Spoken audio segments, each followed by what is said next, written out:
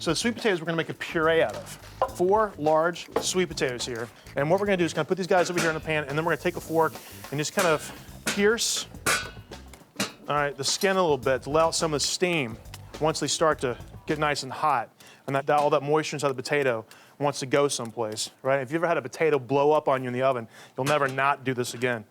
All right, so a couple of holes in these guys, and they're gonna hit it with some extra virgin olive oil right on top. And I'm doing this because I want the salt and pepper to stick. Okay, this is gonna be sort of a balance in between savory and sweet. Salt, boom, pepper, and the oven, 350 degrees, 45 minutes, or until a paring knife or a fork goes in the potato and out without any resistance. You're in good shape. All right, cool, in the oven. Bang. So we got a little bit of heavy cream here. So we're gonna warm up in a pot. All right, so when you're making a potato puree, you never want to use cold cream because it's going to bring the temperature of the potato down. And then we're going to hit it with a bay leaf and just let this start to warm up. And this is going to infuse. Bay leaf's going to give it sort of a slight savory flavor. It's going to be really nice. Take a look at these guys. Aren't these gorgeous? Gigantic sweet potatoes. These things look delicious. The color is sensational. And guys, when we come right back, I'll show you how to make the ultimate sweet potato puree. Whoa, hot potato, guys, take a look at this. We're making the ultimate. So we got sweet potatoes here. Now we're gonna give these guys some flavor here. I got some cinnamon.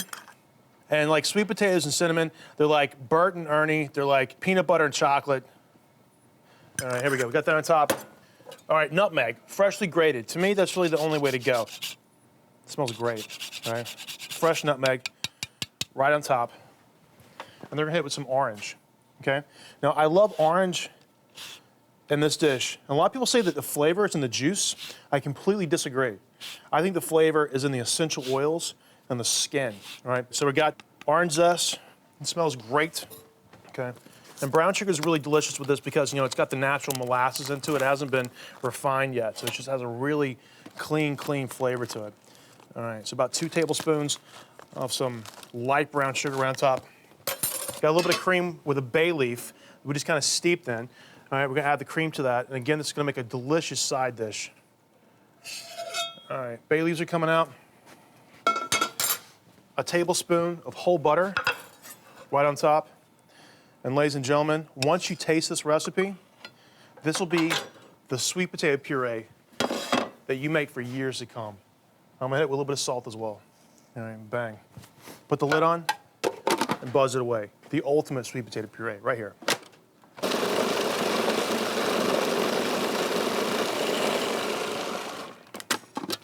All right, boom. It's absolutely beautiful. Look at the color in this.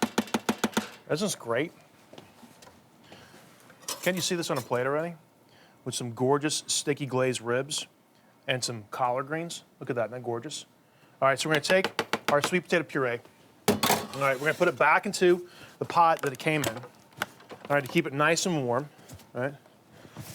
Look at that, oh, it's awesome. And we're gonna be ready to go. So when the ribs are perfect and sticky and the collards are nice and soft, our sweet potatoes are gonna be hot.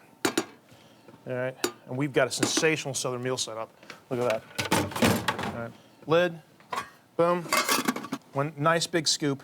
All right, you can't start talking about good Southern cooking with a nice big scoop of perfectly prepared sweet potatoes. We roast them first, so we kept all the color. Look at that, isn't that gorgeous?